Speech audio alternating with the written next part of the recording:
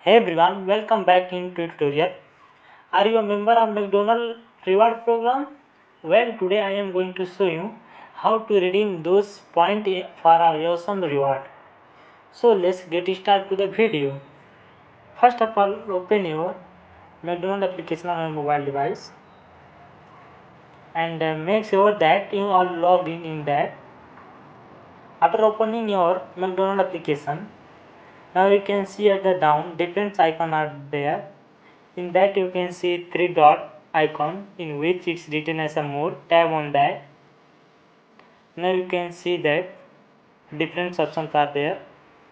Inside that you can see your my account. Tap on that. Now you can see here rewards and personalized dates. Tap on that. Now you can see here and you will redeem your McDonald's rewards point from here. So in this way you can redeem that points on a McDonald's application. So if you like this video, don't forget to like, subscribe and comment below. Thanks for watching this video.